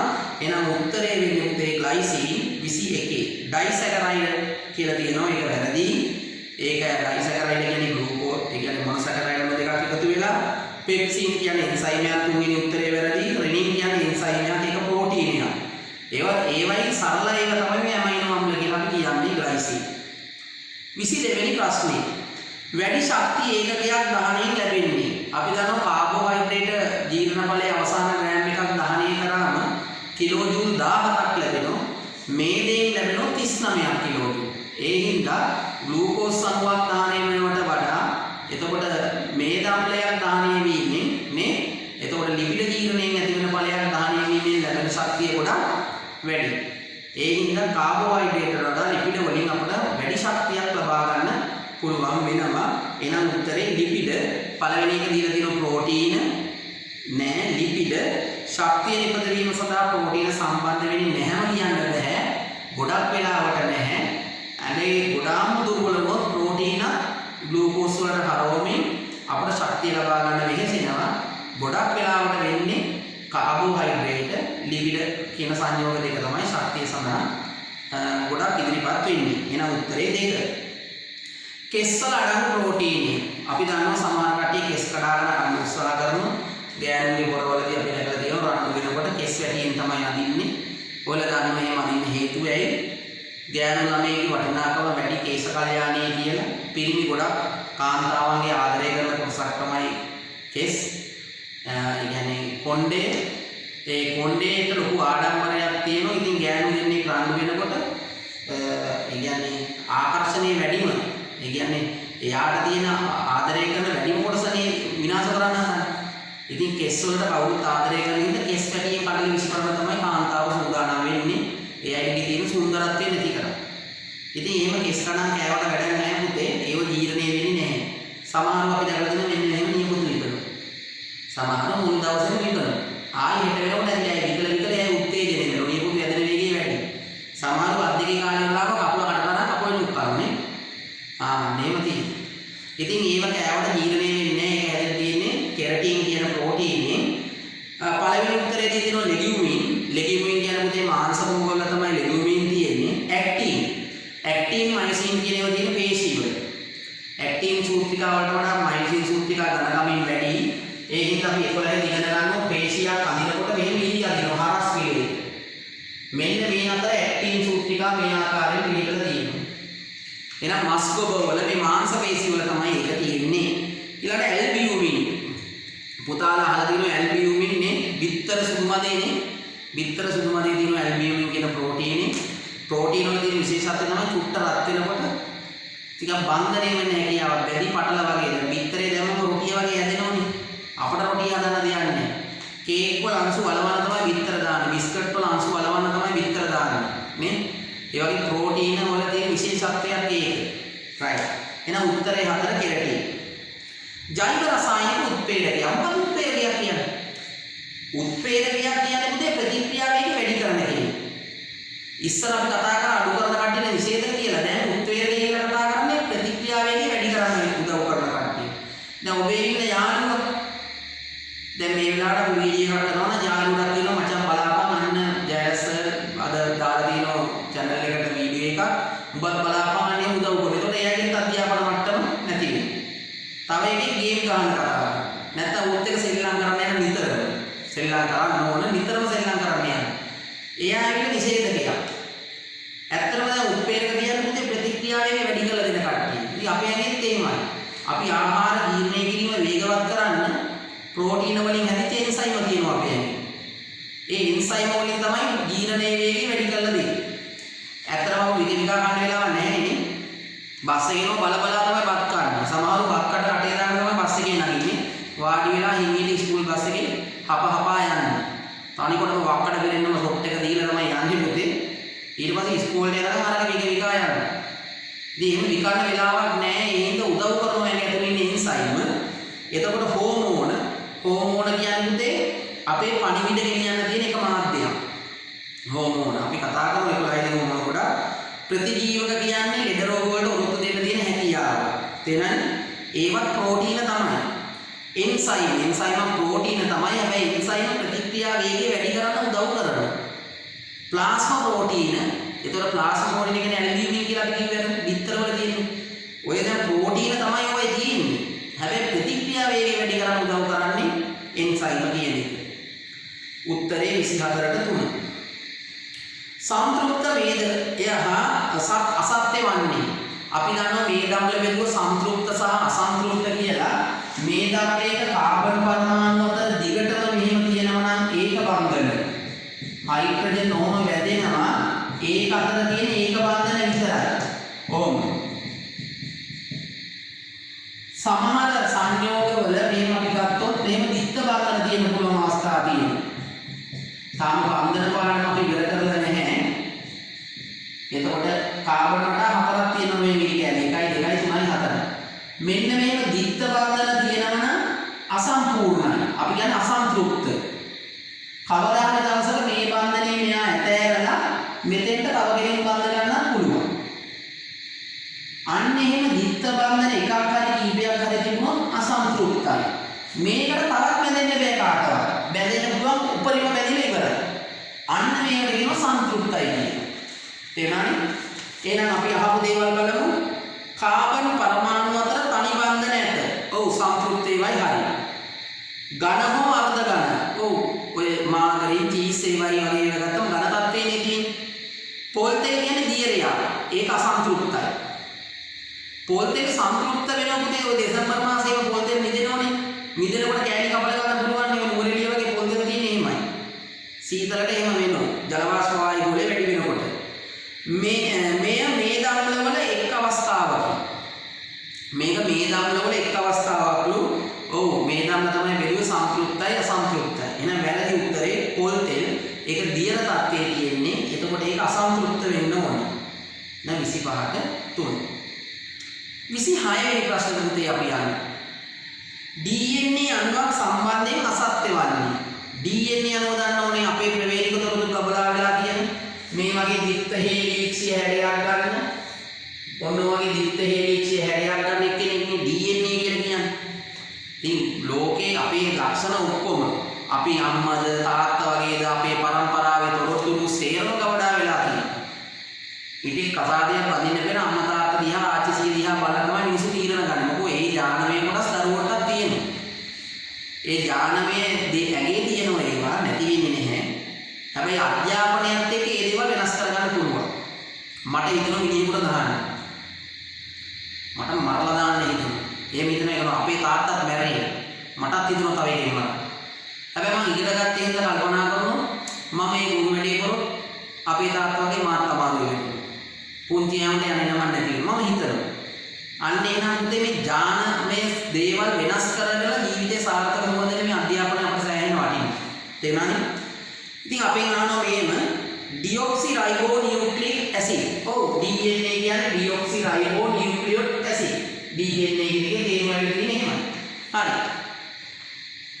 ATCG නයිට්‍රජනීමේ බස්මැත. ඔබ දන්නවා DNA අණුවක් ගත්තම දාම දෙකක් හරියට දිත්ත හේලික්සිය හැමදෙලා තමයි මේක හැදෙලා තියෙන්නේ. ඒකේ කොඳුනාටිය හැදෙලා තියෙන්නේ මෙන්න මේ වගේ.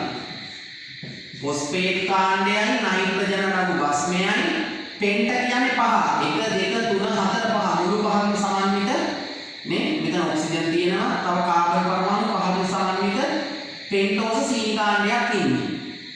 එතකොට මේක නයිට්‍රජන නඩු බස්මය. මේ පැත්තෙනොත් තව එක්කෙනෙක් කොහොම එන්නේ? ඔය වගේ. මොන ෆොස්ෆේට්. මේ දාම දෙකේ මෙතන බැඳීමක් ඇති වෙනවා.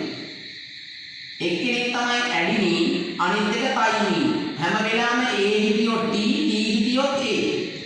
A දෙන්න අතර බන්ධන දෙකක්. හයිඩ්‍රජන් බන්ධන දෙකක් තියෙනවා. තව සමහරේක D හිටියොත් C. ගුවනින් සයිටෝකයින්. මෙන්න මේ තුන. එතකොට ත්‍රිත්ත බන්ධන වෙනවා. C හිටියොත් D. ඇත්තටම DNA අණුව මේ ඉන්නවා. මේකේ දැන් අපි දන්නවා RNA වල තමයි යුරසිල් U වපුර තියෙන්නේ. මේකේ ඔය හතර දෙනා තමයි ඉන්නේ. ජීවීන්ගේ ආවේනික තොරතුරු ගබඩා කරයි. කොහොනේ? අපේ සියලුම ලක්ෂණ ගබඩා වෙලා තියෙන මේ DNA. ඔය DNA අණුවේ හැඩය වෙනස් කරමින් යන වෛරස් නව ප්‍රභේද ඇති කරගන්න. ඒ ඥානමය ස්වභාවය පිටපත් වෙනස් කරගනිමින් ඒ තවත් චුට්ටක් වෙනස් වෙන ඉස්සෙල්ලා එක්කෙනාට වඩා. ඒක තමයි භයානකත්. ඉතින් ඌ වෙනස් වෙන්නේ ඌට ජීවත් වෙන්න පුළුවන් විදියට. ඒක තමයි භයානකත්. ඉතින් ඊට වඩා දුර්වල කෙනෙක් හට ගන්නව ගොඩක් අඩුයි. නව ප්‍රභේදයක් හට ගන්නකොට පැරණි ප්‍රභේදයට වඩා භයානක වෙන්නේ හේතුව තමයි ඌ පරිසරයට අනුවර්තනය වෙන්න නෙවෙන්නේ. පරිසරයට අනුවර්තනය වෙන්න හදනකොට දියුණු තත්ත්වයක් නිසා නොදියුණු තත්ත්වයක් නෙවෙයි. ඒද මිනිස්සු මේ දේවල් නිර්මාණය කරයි කියලා සමහර කට්ටිය කියනවා. මේ කොරෝනා කියන එක නිර්මාණය කරා ඒ නිර්මාණ ශිල්පියාට එයා එදා හදපු එකට බෙහෙතක් හදන්න නැති. හැබැයි යාගේ වෙනස් වීමකට බෙහෙත් හදන්න බෑ. පුතාලා දැන් ඉන්න ස්වභාවය බලන්න ඉස්කෝලේ යන දවස්වල ස්වභාවය දැන් ස්වභාවය ගෙදර තනි විසුවක් නේ අම්මා කතා කරනකොට මම පයින් මේ දවස්වල නේ. නිතරම කෝපෙන්නේ පුතාලා ඉන්නේ. පුතාලා ඒ තරහ පිට කරගන්න විදියක් නැහැ නේ. දැන් ඉස්කෝලේ ගියනම් යනවා ළමයි එක කතා කරනවා ගෙදර ප්‍රශ්න මතකයි කන්න දිනවස් දෙකයි නැතත් එකයි ළමයි එක්ක ඉන්නකොට දැන් මේ ඔක්කොම කොටු වෙලා දැන් මල විකාරයක්. අම්මා පුතේ ගෑවත් අපිට මොනවද කියන්නේ ඉතන මට්ටමක් තියෙන්නේ නේ. ඒ තරම් එක්ක පාඩම් කරපන් ඒ කියනවා එළියට බහින්න දෙන්නේ නැහැ. ෆෝන් එක අල්ලන්න දෙන්නේ නැහැ. ෆෝන් එකෙන් අයින් වෙනවා කියනෝනේ. හොඳ දෙයටයි නරක දෙයටයි හැම දෙයකටම. ඉතින් එහෙම ගැටලුවක් තියෙනවා. රයිට්. එහෙනම් ජීවිතේ තොරතුරු ගබඩා කරනවා ප්‍රෝටීන සංශ්ලේෂණය පාලනය කරන්න පුතේ RNA අණු. න්‍යෂ්ටිකාව තුළ තමයි RNA බොහෝ විට තියෙන්නේ. RNA වලින් තමයි ප්‍රෝටීන නිෂ්පාදනය පාලනය කරන්නේ. අපි යමු 27 වෙනි ප්‍රශ්නෙට. Vitamin A. ඉතින් අපිට විටමින් වර්ග ගොඩක් තියෙනවා. අපි එක එක කොටස් මේ අහුවෙන විදිහට කතා කරමු. මම A විටමින් ගැන විතරක් කතා කරන්න. විටමින් A වතුරේ අපි දන්න වතුරේ දිය වෙන දෙන්නෙක් ඉන්නවා BC. කඩේ කියලා ලියුවම KADE. ඒ කඩේ දිය වෙන්නේ තෙල් වල. ඒ හින්දා තමයි ඔයාලා මොන කුලි වගේ දැකලා තියෙනවනේ තෙල් වල තමයි මේ විටමින් දිය කරලා දෙන්නේ. අපි කෑම වේලක තෙල් ගන්න ඕනේ කියන්නේ එතකොට තමයි තෙල් වල දිය වෙන විටමින් ටික අපිට ඇඟට උරා ගන්න පුළුවන් වෙන්නේ. තෙල් සහිත ආහාරයක් කන්නේ ඒකටයි. තේරුණානේ? අනිවාර්යෙන් ඉතින් ඒ ආහාරෙක තියෙන ඕන විටමින් ටික නැත්තම් අවශෝෂණය වෙන්නේ නැහැ. ඉතින් විටමින් A වලින් තියෙන මුඛකොණ්මන වෙන එක. මුඛකොණ්මන වෙන එක විටමින් A එකක් නෙමෙයි පුතේ B විටමින් වුණා මේ දෙපැත්ත තුවාල ඇති වෙච්ච වගේ වෙනවා. විදුරු මස් දියවීම හා ස්කෝව රෝගය. ඒක විටමින් C. මේ විදුරු මස් ඔක්කොම සුදු පාට වෙලා නිකන් අමුතු විකෘතියක් අට ගන්නවා. පුතාලට මම මේ උපරාමයම පෙන්නලා ඇති. පරිණත නොවු දරුවෝ උපත්. ඒ කියන්නේ පුතාලට යන. ඒ කියන්නේ දරුවෝ උපතේදී පරිණතය හරියට සිදු වෙලා නැහැ. විටමින් E අඩු වුණා. අම්මලා දැන් ඉන්න අම්මලාට එහෙම එකක් නැහැ මොකෝ. බබා හම්බ වෙන්නේ ඉතින් ක්‍රීම් ටික උලාගෙන ඉන්නේ. විටමින් E සත්කාරය හොදට ගන්න. ඒ හින්දා දරුවාට විකල වෙන්නේ නැහැ ඒක ලොකු දෙයක්. ඇසේ පිටෝලක් ඇහැ සුදු වෙනවා. අන්න විටමින් E අඩංගු ආහාර අඩු වුණා. රාත්‍රී අන්ධභාවයට හේතු වෙනවා. ශ්වසන පද්ධතිය ආශ්‍රිත රෝග ඇති වෙන්නේ මොන වුණාම විටමින් E අඩු වුණා. එහෙනම් විටමින් E වුණාම ඇති වෙන්නේ ඇසේ පිටෝලක්. උත්තරේ 4. ප්‍රවේගය කියන්නේ විස්ථාපන වෙනස වේදනාව ගත වූ කාලය. ඉතින් විස්ථාපනයක්මයි මීටර කාලයමයි තප්පර. මේක ඉරෙන් උඩට ගෙනිච්චම ලියන්න පුළුවන් දර්ශකයේ ලකුණ මාන වල මෙතන තියෙන එකක්. ms ඍණ 1 මනින්. ඉතින් පළවෙනි උත්තරේම දීලා තියෙනවා ms ඍණ 1. තේරුණානේ? අපි යනවා පොතේ 29 වෙනි ප්‍රශ්නේ. 29. කිලෝග්‍රෑම් දෙකක වස්තුවක් 5යි ms ඍණ 2 මම අර උත්තර මේ ළමයිට ලියන්න දුන්නු පේපරේ ඇත්තේ ප්‍රවේගයෙන් කියලා ගමන් කිරීම සඳහා අවශ්‍ය බලය වන්නේ.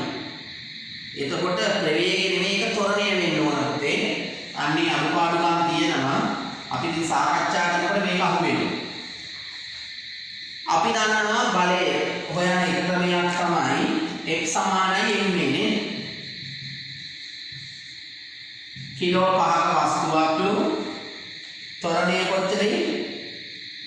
5යි සමානයි. කිලෝ 2ක වස්තුවක් ත්වරණය 5යි. එවනේ තියෙන්නේ ඔව්.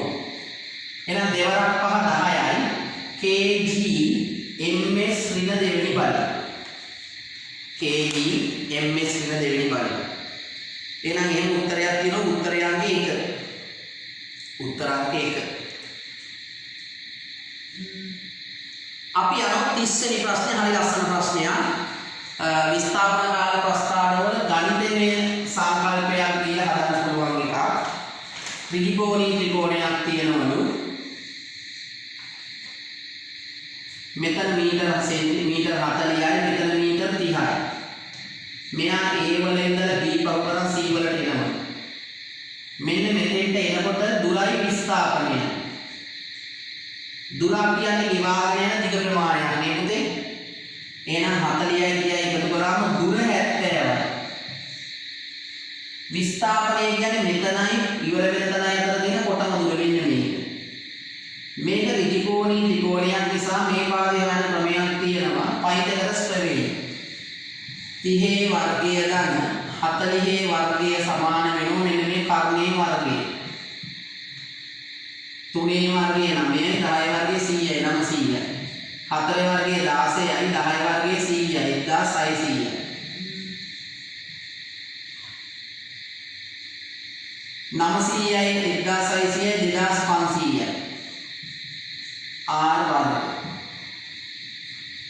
දැන් පුතාලට තියෙන ක්‍රම දෙකක් තියෙනවා මේක හොයන්න. මේකත් වර්ගපදයක් කරා. නැත්නම් මේක නැති කරන්න මූල හොයන්න දෙකේ. වර්ගවල මූල හොයනවා 2500 මූල හොයනවා. වර්ගපදේ නැති වෙන මූල හොයනවා. මේක ලියන්න පුළුවන් 25 වැඩි කිරීම 100 මූල. 25 මූල 5යි 100 මූලේ 10යි. 5 5 25 10 10 100. එහෙනම් 5 10න් වැඩි කරාම කීයේ උත්තරේ 50. එහෙනම් විස්ථාපනය එනවා 50. මුලට අහලා තියෙන විස්ථාපනය ඊට පස්සේ අහලා තියෙන්නේ දුර. එහෙනම් පළවෙනියට තියෙන ඕන 50 ඊළඟට තියෙන ඕන 70. හැබැයි මේ දිශාවක් දීලා නැහැ. මේ දිශාවක් තියෙන ඕන විස්ථාපනය ලියනකොට. නැගෙනහිරින් මොන පැත්තට යන්නේ? උතුරු පැත්ත. නැගෙනහිරින් උතුරු පැත්ත. ඉතින් එහෙම උත්තරයක් දීලා තියෙන හතරවෙනි උත්තරය. පේපරේ නැති කට්ටියට මේ උත්තර පත්‍ර දාලා නැහැ. ප්‍රශ්නේ තියෙන උත්තරේ තියෙන. උත්තරේ ගන්න නැහැ. ඔන්න එනම් 30 වෙනි ප්‍රශ්නෙට යනවා. පිළිතුරු අංක 50 මේ 50යි මීටර සහ 70යි නැගෙනහිරින් උතුරු දිශාව. හරි පුතේ අපි දැන් ඊළඟට යනවා ප්‍රශ්න අංක කීයටද බලන්නකෝ. අපිට තියෙන 31 නේ. 31 වෙනි ප්‍රශ්නේ. ඩෝල්ටන්ගේ පරමාණුවාදයේ අඩංගු කරුණක් නොවන්නේ. මොකද ඩෝල්ටන් කිව්වේ ලෝකයේ තියෙන කුඩාම අංශුව පරමාණු. ඒක තවත් වෙනත් දෙයක් බවට පත් කරන්න බෑ. ඊට පස්සේ එකම જાතියේ පරමාණු හැම අතින්ම සමානයි. පරමාණු එකතු වෙලා සංයෝග හදනකොට ඒ එකතු වෙන්නේ සරල අනුපාතකය. ඒ වගේ කතා ටිකක් මේ කිව්වේ. හැබැයි සේරම දැන් බොරුයි කියලා ඔප්පු කරලා තියෙනවා. ඊට වඩා දියුණු තත්ත්වයන් වලට පත් වෙලා තියෙනවා. පදාර්ථයේ කුඩාම අංශුව පරමාණු කිව්ව ඩෝල්ටන් හරි. දැන් අර ඉලෙක්ට්‍රෝනේ, ප්‍රෝටෝනේ, නියුට්‍රෝනේ වගේ ඒවා හොයන් තියෙනවා. පරමාණු නැවීමට හෝ විනාශ කරන්න බෑ කියලා තියෙනවා. ඒ වුණාට සූර්යයා තුළ හයිඩ්‍රජන් හැම වෙලාවෙම හීලියම් බවට පත් වෙනවා. වෙනස් જાතියේ පරමාණු නෙමෙයි එකම જાතියේ පරමාණු සෑම අතිම සමානයි කියලා තමයි කිව්වේ. පරමාණු එකතු වී සංයෝග සාධනයේ සරල අනුපාතය ඒක හරියි. එහෙනම් උත්තරේ 3. ශක්ති මට්ටම් වාදයේ අපි දන්නවා පුතේ පරමාණුක ආකෘති ඉදිරිපත් කරන්නේ. ඉතින් ඩෝල්ටන් ආකෘතියක් ඉදිරිපත් කරන්නේ ඒක පරමාණු කුඩාම අංශුව කියලා. ඊට පස්සේ ඉලෙක්ට්‍රෝන, ප්‍රෝටෝන, නියුට්‍රෝන හොයාගන්නේ. ඉතින් ඊට පස්සේ අපට ආව ප්ලම් පුඩින් ආකෘතිය. මොකද්ද? ජේ.ජේ. තොම්සන්ගේ පළතුරු පුඩිමක පළතුරු කෑලි ගිලිගිලි පාවෙනවා වගේ ධනාරෝපිත න්‍යෂ්ටිය ඇතුලේ ඍණාරෝපණ ගිලමින් පාවෙමින් ඉන්නවා කියන්නේ. ඊට පස්සේ ග්‍රහලෝක ආකෘතිය ආවද කරගෙන සූර්යයා වටා ග්‍රහලෝක කරකැවෙන වගේ න්‍යෂ්ටිය වටා ඉලෙක්ට්‍රෝන කරකැවි කරකි ඉන්නවා කියන්නේ. ඊට පස්සේ තමයි මොනවා හරි රවුම් වල ඒ කියන්නේ කවචවල ඉලෙක්ට්‍රෝන යන ශක්ති මට්ටම් වාදයේ ඉදිරිපත් කරන්නේ කවුද පුතේ? නීල් බෝ. එහෙනම් ඉතින් එන්න ඕන නීල් බෝ උත්තරේ 4. ජෝන් ඩෝල්ටන් දීලා දිනව හරියන්නේ නැහැ. ලැවෝෂියර් අපට හමු වෙනවා. ස්කන්ධ සංස්ථිති නියමයේ හමු වෙනවා. ඔක්සිජන් වායුව සොයා ගැනීමේදී හමු වෙනවා ලැවෝෂියර් නේ. ඒ වගේ අවස්ථා කීපයකදී ලැවෝෂියර් වෙන පරමාණු ඊට පස්සේ වර්ගීකරණයේදී බෙදෙනකොට නේ මූලකම වර්ගීකරණයේදී ලැවෝෂියර් හමු වෙනවා. ජේ.ජේ. තොම්සන් පළතුරු කුඩිමින් හමු වෙනවා. ලෝහයක ලක්ෂණයක් ඉදිරිපත් කර නැත්තේ. ලෝහ දිස්නයක් තියෙනවා. ඒ කියන්නේ අපි රත්නාභරණ රෝමය බලන්නේ නේ. එයාට විශේෂත්වයක් තියෙනවා දිස්නයක් තියෙනවා. අලෝහයක් තියෙනවා දිස්නයක් තියෙනවා. ඒකට ලෝහ වලට ආවේනික ලක්ෂණයක්. රැවුදෙන හඬ. දැන් හොර දොරට තට්ටු කරාම ටොට්ටොක් ගන්නවා. පාන්සලේ ගාණ්ඩාර ගෙවම ගාන ටික වෙලාවක් තියෙනෝනේ. තාපය හා විදුලි. දැන් ඔයගලගේ ගෙදර මගුල් ගියක් තිබුණායි කියලා ලනු ඇදලා බල්බ දැම්මට පත්තු වෙනවනේ. ගෝලි නූල් වලින් බල්බ පත්තු කරන්න පුළුවන්. බැහැ. එහෙනම් කම්බි හරහා විදුලිය ගමන් කරන ලෝහවල ලක්ෂණය. එන අයන. ඔන්න පුතාලට පටලැවෙන තැනක් තමයි අපිට තියෙන අයන වර්ග දෙකක්. එකක් ධන අයන, අනිත් එක ඍණ අයන. මේ ධන අයන වලට කියන්නේ කැට අයන. ඍණ අයන වලට කියන්නේ ඇන අයන. ඉතින් ලෝහයක් කියන්නේ ඉලෙක්ට්‍රෝන පිට කරන කෙනෙක්. අපි දන්නා න්‍යෂ්ටියේ ඉන්න ධන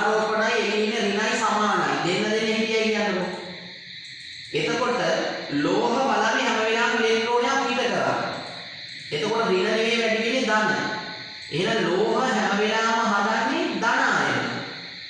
දැන් සෝඩියම් කියන එක කෙනා ගත්තොත් පුතේ 2 8 1. එයා මේක පිට කරනවා. එතකොට ප්‍රෝටෝනත් 11යි ඉලෙක්ට්‍රෝනත් 11යි. හැබැයි ඉලෙක්ට්‍රෝනය පිට කරාම 10 වෙනවා. එහෙනම් ප්‍රෝටෝනයක් වැඩි වෙනවා. එහෙනම් මේක ඇති වෙන්නේ ධන. එහෙනම් ලෝහ හදන්නේ ධනාරෝපණ වලට කියන නම තමයි කැටයන. ඇනයන හදනවයි කියන කතාව බොරු. එහෙනම් උත්තරේ මොකද්ද පුතේ? 4. ලෝහයක රසායනික ලක්ෂණයක් නොවන්නේ. භෞතික ලක්ෂණයි රසායනික ලක්ෂණයි කියලා දෙකක් තියෙනවා.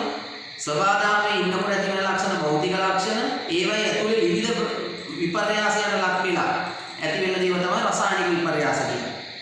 වාතයේ දහනින් ලෝහ ඔක්සයිඩ්. දහනය කියන්නේ ඔක්සිජන් එක එකතු වෙනවා.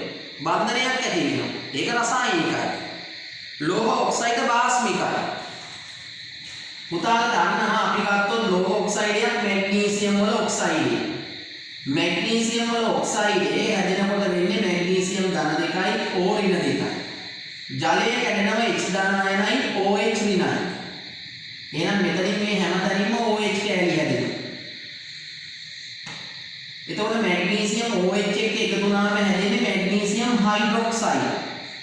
මේක මෙතෙන්ට ගියා මෙයාගේ දෙක මෙතෙන්ට ආම උන්න ඕන. මෙයා බස්මිය. හයිඩ්‍රොක්සයිඩ් බස්ම. තේරුණානේ? right. එහෙනම් බස්ම හදන කතාව හරිනේ. රැවුදෙන සමාවෙන්න අපි ප්‍රශ්න අහන්නේ 33 39ක් ඇත. sorry 34. ලෝහ ඔක්සයිඩ් බාස්මිකයි. ඔව්. ඉලෙක්ට්‍රෝන ලෝහ පිට කරනවා. ඔව්. ඉහළ ඝනත්වය.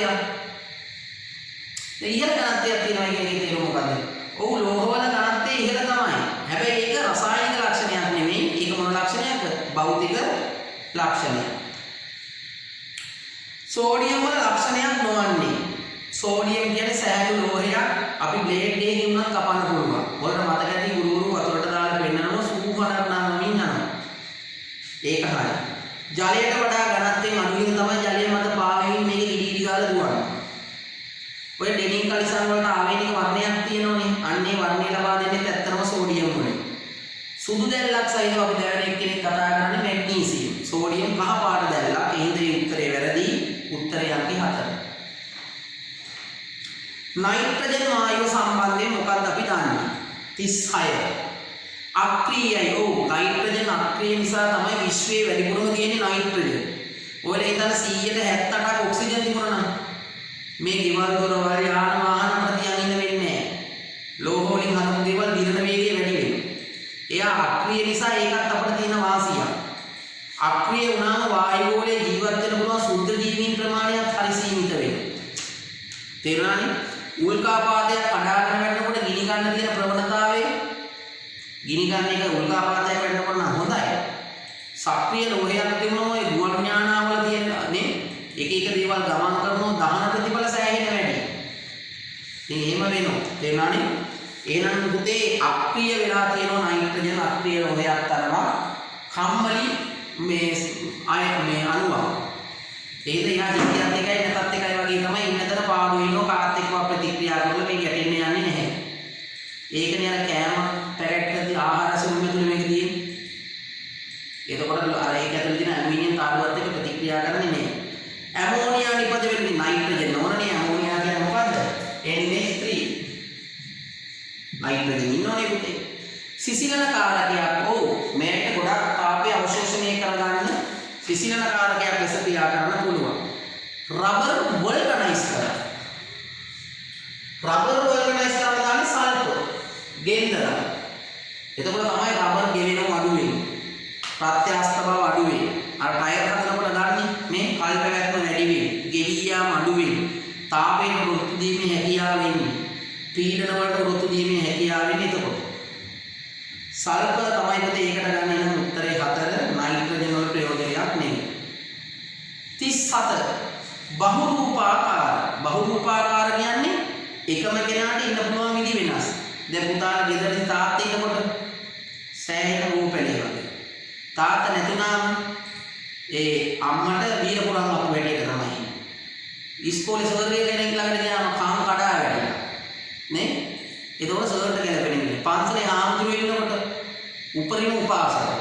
ඒ කියන්නේ අපි ඉන්න තැන අනුව වෙනස් වෙනවා. ඒ කියන්නේ අපේ ස්වරූප ගොඩක් තියෙනවා. අපි ඒකට කියනවා බහුරූපාකාර කියලා. ඉතින් සල්පවල ඉන්නවා එම 3 දෙනෙක්.